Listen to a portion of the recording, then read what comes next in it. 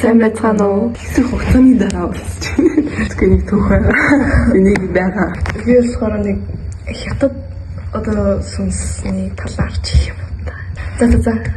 Олон дулаан ямирэг яг уу? Эхлэе.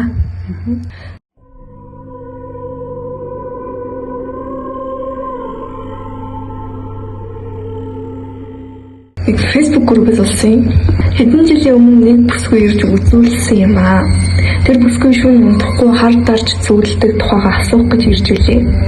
Шаагаар мэргэлэхэд дүрсэндээ нэг туранхай дунд цэргийн нуруутай залуу хохны толгойтой тавцаж гарч ирж исэн. Бас барсан хүн бололтой байна гэхэд тэр бүсгүй харин тийм ихчээ над хүн чинь манай нөхөр байгаамаа. Хятад хүн л дээ.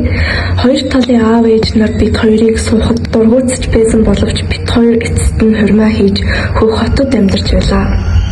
Эхэндээ манай нөхөр сайн хүн шиг байсан бол хүүгээ гарснаас хойш гадуур хонож, арх хууж, хаяа гар хүрдэг боллоо. Жилдээ нэг Монгол явж аав ээжтэй очих гэж бөөн хэрүүл болдог их хэцүү байлаа. Иймэрхүү байж байтал нөхөр маань автомашины ослоор нас барчихсан. Хадам аав ээж Хятадаас ирээд хүүгийнхээ ажил явдлыг гүйцэлдүүлж өөрсдийнхөө ёс заншлаар хийж байв. Ширэл гарахын өмнөх өдөр хадам ээж надад нөхөр чинь та хоёрт хорогдож гинэ. Чи өөрийнхөө нэг ээлжийн дотор хувцас мөн хүүгийнхээ нэг ээлжийн ямар ч хамаагүй хувцсыг өгдөө гэхэд юу ч бодлого өгсөн. Маргааш нь талигаа чи гаргах өдөр авсан дотор нь хүү бид хоёрын хувцас хурмын зураг байхыг хараад дотор эвгүүцэж байсан боловч юм хэлж чадаагүй. Энэ цагаас хойш одоо хүртэл нөхөр миний зүүдэнд ордог. Өөр найз залуутай болох гэхээр шүүн зүүдэнд орж хэрүүл хийж зодож хоолой боож байна гэд амьсгал авч чадахгүй сэрдэг. Ламбуу дээр очиж арга засал хийлгэхээр нэг хэсэг гайгүй болоод дахиад л зүүдлэнэ. Одоо энэ явдал 3 жил болох гэж байна. Яаж юмнээс салах вэ гэж асууж үлээ. Ер нь хятад хүний сүнс эхнэр хүүхэд эд хөрөнгөндөө хорогдох нь илбэг байдаг. Ханшийн өдөр хятадууд талигаачдаа дахил өргөж бүтэн эдээ ундаа амттан тэргүүтэн тавьж цаасан хуурамч мөнгө зүйлд чимэглэл шатааж байх нь дээ. Миний бодлоор дээрх Монгол охин их сэжгэлсэн л байх. Тэгээд ч авсан дотор нь эхнийхэн дотор хувцас хурмын зураг хийснээс нөхрийн сүнс холдохгүй байх шиг надад санагдаж билээ. Үүний дараахан би нэг өвөр Монгол нас тогтсон эмэгтэйгээс дээрх охинд тохиолдсон зүйлийг асуухад хятад ёс заншил хэцүү. Манай өвөр монголчууд охид бүсгүүчүүдтэй хятад хүнтэй суулгах их дургу. Наад зан үйл чинь харин ч гайгүй. Энэ насандаа хүнтэй суугаагүй хүн нас барвал эхнэр нөхрийг нь орлуулж шарил худалдаж аваад хурмыг нь хийж зэрэгцүүлж оршуулдаг зангуулж байдаг юм билээ гэж хэлсэн. Хэдэн жилийн өмнө манай нэг үеэл охин насаар надад зуйх даруухан дүлгөөн охин байж билээ. Оюутны анги төгсөөд нэг оюутны үйлдвэрт ажилладаг байсан. Ажлаа тараад дүүгээ цэцэрлэгээс нь аваад гэртээ харин гадуур орж гарах гэж мэддэггүй охин байсан. Нэг орой хичээл ажлаа тараад гэртээ ирэхэд дүү охин гэртээ ирээгүй байж ганц хоёр найз руу залгаж асуусан мэдэхгүй гэжээ. Маргааш өглөө нь ихч ажилдаа явах гэж байтал дүү нь орж ирж ихч ууралж чи одоо эмэгтэй хүүхэд байж хэлж ярихгүй хаана хончоод ирж байгаа юм гэхэд чамд ямар хамаатай гуцаад байх гэж гинэ. Ихч ингэж хэлэх байтугай уурлаж байхыг нь харж байгаагүй учраас их зочирдож чи ямар амир юм бэ? Яацаад ирж байгаа юм гэж хэлээд гараад явчихаж.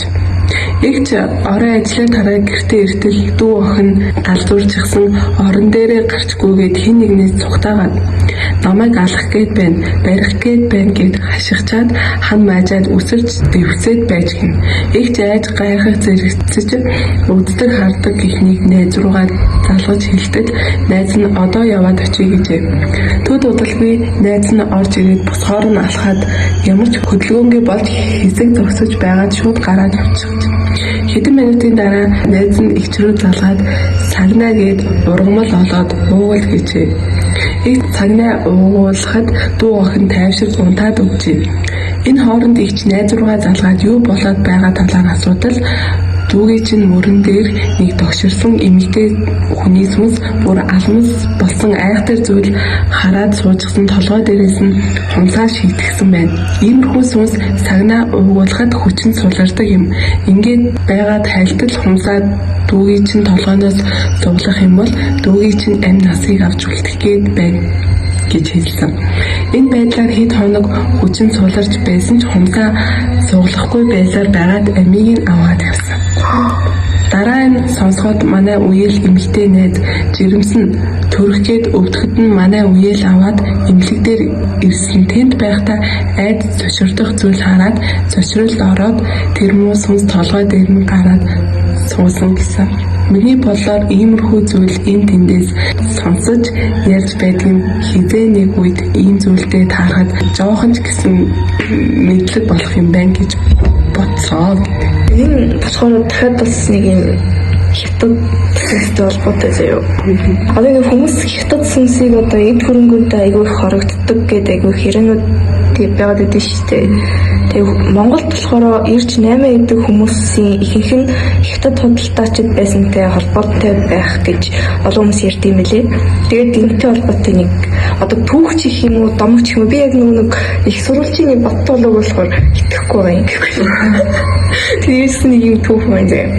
За Архангай нэгэн тийм хөдөө суманд хуучин шавар байшин байдаг байж л дээ. Хүмүүс тэр байшин болохоор хятад хүний байшин гэж айгу ингэж сэрвдэг байсан. Яагаад гэх юм бол эрт үед тэнд ганцаараа амьдардаг нэг хятад худалдаач байсан гэдэг нэлээд их мөнгөтэй, нэлээд их юмтай хүн байсан. Гэхдээ хитрхи ингээд юм харамж хингч итгэдэггүй байсан гэж ярьд юм байлээ. Тэгээ нэг өдөр тэр хүн гинэт нас барчихсан. Хамаатан садан хүн амтан ирээгүйгээд байшинд нь ингээд орхицсон. Хүмүүс нэг зүйлийг анзаарсан болохоор байшинд ингээд юм том модон авдар байдаг байсан. Тэгээд тэрийг ингээд алт мөнгөтэй гэж хүмүүс ингээд ярьдаг. Энэ дотор л юм тэр хятадтай ингээд тэр алт мөнгө нь байгаа гэд ингээд ярьдаг байсан юм л та. Тэгэд ингээд зарим нэг хүмүүс чи ингээд очиж үзэн штэ ингээд шүн мөн болохоор хүмүүсийн нүднээс удаа сайхан шүмэрчүүл юм үзэн штэ. Тэмүүт авдар нь ингээд өөрөө ингээд онгоогоод хаагддаг тийм чимээ гардаг гэд тэгээд хин нэг ингээд юм хайж байгаа дуу ингээд сонсогдсон ингээд миний юм хаана. Зарим нь болохоор ингээд дотор нь ингээд юм хүн ингээд амьсгалаад байгаа юм шиг сонсогддог байсан гэд тэгдэм байлээ. Тэгээд хөвшчүүлэн болохоор энийг тайлбарлахдаа тэр худалдаачин эд хөрөнгө одоо болтол ингээд орхиогүй одоо ч ингээд авдраа ингээд манай тэр байшинд ингээд байдгаа гэж ярьдаг юм байлээ. Тэгээд дуусах байхгүй юу. Яг нэг залуугийн түүх гэдэг байсан л да тэр ихтэй угаасаа бодны яасан хасан. Тэгээд бол өөр чинь болсон бодтой тийм уншуулгыг уншуулмаар байгаа тийм түүх мөх байх юм бол манай Instagram руу бас бичиж болно. Instagram одоо энэ дэр сайхан оруулчих. За тэгээд бай. Хамарла үдээс хойшлох тасарла ордоо зурагтыг тагдрла би ядарч би орносоо боссонгүй өчигдөр хэтрүүлж чамайг бодож агсан тавьсан би зодуулсан